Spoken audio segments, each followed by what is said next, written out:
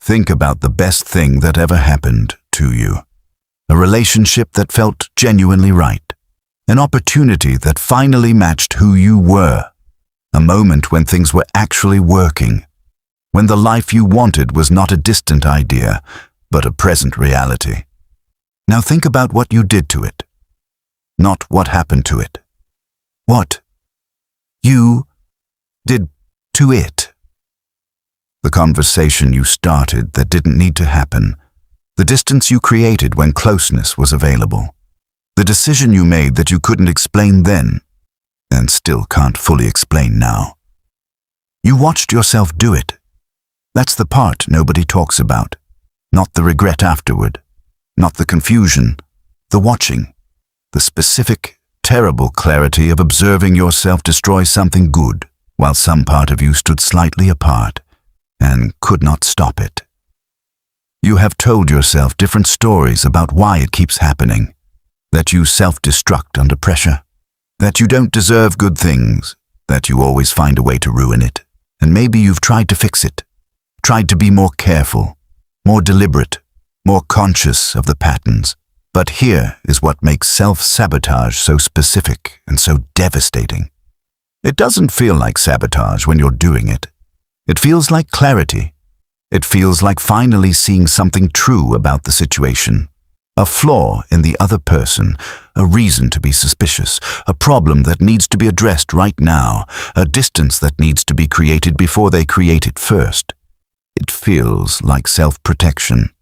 And that is precisely why it is so difficult to stop. Because you are not choosing to destroy something good. You are choosing what feels in that moment like the only rational response to a threat that only you can see. The threat isn't real, but the feeling is completely genuine, and something you have never fully looked at, is generating that feeling on purpose. You didn't ruin it by accident. Something in you decided it was safer to destroy it than to keep it. That is the most uncomfortable sentence in this entire video, because it removes the comfortable story of the person who simply has bad luck with good things and replaces it with something more precise and more hopeful, because accidents cannot be changed, but decisions, even unconscious ones, can be understood, and what can be understood can, eventually, be made differently. Carl Jung spent his entire career studying the part of the human psyche that operates beneath conscious awareness. He called it the unconscious. Not a passive storage system for forgotten memories, an active, purposeful, intelligent force that runs parallel to conscious life, making decisions, generating feelings, directing behavior, entirely without the conscious mind's knowledge or consent. Jung discovered something about the unconscious that most people find deeply unsettling. It has its own agenda, and that agenda is not always aligned with what the conscious mind wants. The conscious mind wants the good relationship, the successful career, the life that finally feels like enough. But the unconscious, shaped by every early experience of love, safety, loss, and identity, has learned something different. It has learned what is safe, and safe for the unconscious is not defined by what is good. Safe is defined by what is familiar. Jung identified a specific mechanism he called the shadow, the part of the psyche that contains everything the conscious self has rejected, suppressed, or deemed unworthy of acknowledgement. For a person who grew up believing, consciously or unconsciously, that they weren't truly worthy of love, success, or good things. The shadow contains that belief, buried, unexamined, powerful. And when something genuinely good arrives, when real love shows up, or real success, or real happiness, the shadow recognizes the threat. Not a threat to the person's well-being, a threat to the shadow's most fundamental belief about what this person deserves. And the shadow moves to protect that belief by destroying the evidence that contradicts it. Here is what that looks like in the specific details of your life. It looks like the argument that starts when things are going too well, not when things are difficult. When things are difficult, the relationship feels manageable. The dynamic feels familiar. But when things are genuinely good, when the connection is deepening, when the trust is building, when the future is becoming real, something shifts. A perceived slight becomes unbearable. A small uncertainty becomes urgent. A conversation that could wait until morning happens at midnight instead, and the good thing begins to crack. It looks like the self-destructive decision that arrives precisely at the moment of greatest opportunity. The opportunity that would change everything shows up, and you find a reason to undermine it. Not dramatically, not consciously, simply. A decision that is slightly wrong. A response that is slightly too slow. A commitment that is slightly too uncertain, just enough to let the opportunity pass. It looks like the pattern of choosing people who confirm what the shadow believes about you. The unavailable person over the available one. The critical voice over the supportive one. The relationship that requires you to earn love over the one that offers it freely. Not because you prefer suffering, but because suffering, for the shadow, is evidence of something it already knows, and comfort is evidence of something it cannot allow itself to believe. Jung described this mechanism with devastating precision.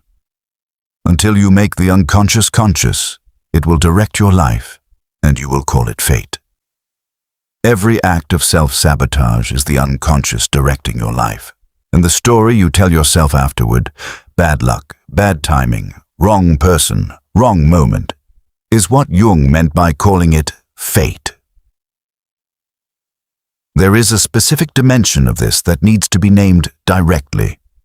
Jung identified what happens when a person begins to exceed the psychological ceiling their unconscious has set for them. He didn't use this exact language, but the mechanism is precise. The unconscious carries a belief about what this person is allowed to have. How much love, how much success, how much happiness, how much peace. This ceiling was set in the earliest years of life, by what was modeled, by what was withheld, by what was communicated directly or indirectly about what this person deserved. And when life begins to exceed that ceiling, when the love is more consistent than the unconscious believes is safe, when the success is greater than the unconscious believes is deserved, when the happiness is more sustained than the unconscious believes is possible, the unconscious creates an incident, a fight, a failure, a self-destructive decision, an illness, a crisis, something that brings life back down to the level the unconscious recognizes as home. This is not malice. This is the psyche protecting its own internal consistency.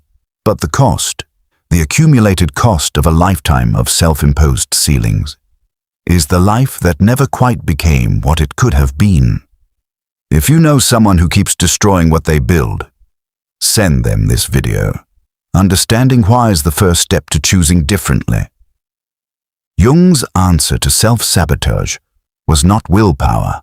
It was not positive thinking. It was not the decision to simply stop doing the thing you keep doing. It was consciousness. The specific, difficult, ongoing work of making the unconscious conscious, of seeing clearly what the shadow believes about you, where that belief came from, and what it has been protecting you from. Here is what that work looks like in practice. The next time you feel the specific impulse to create distance when closeness is available, pause, not to suppress the impulse, not to override it with discipline, simply to ask it one question: what am I afraid will happen if I let this be good? That question is the most important question a self-saboteur can ask. Because underneath every act of self-sabotage is a fear, not a rational fear, not a fear supported by current evidence, an old fear, a shadow fear. The fear that this good thing will be taken away, so better to take it yourself first. The fear that you don't deserve it, and eventually everyone will see that. The fear that if you let yourself fully have it, the loss when it ends will be unbearable. The fear that being truly happy makes you vulnerable in a way that being unhappy never does. When you can name the fear, when you can see it clearly as an old belief rather than a current truth, the impulse loses some of its power. Not all of it. Not immediately. But some. And some is how it starts. Jung believed that the shadow, once seen clearly, loses its grip. Not because awareness eliminates the old beliefs, but because the conscious mind, once it can see what is happening, can begin to make a different choice. Not always, not perfectly, not without relapse, but with increasing frequency. The good thing is allowed to remain. You have not been ruining what you love because you are broken. You have been ruining what you love because something in you learned very early that good things are not safe. That love comes with conditions, that success invites punishment, that happiness is always temporary. So better to end it on your own terms than to wait for it to be taken. That learning was not wrong, given the environment it came from. It was intelligent, it was adaptive. It kept you safe in a world where safety was not guaranteed. But you are not in that world anymore. And the shadow that protected you then is destroying your life now. Jung spent his entire career arguing that the path to wholeness, to a life that is genuinely yours, runs directly through the parts of yourself you have been most afraid to acknowledge. The belief that you don't deserve the good thing, the fear that being loved makes you vulnerable, the ceiling your unconscious set for what this life is allowed to contain. These are not permanent truths about who you are. They are old maps of a territory that no longer exists, and you are allowed to draw new ones.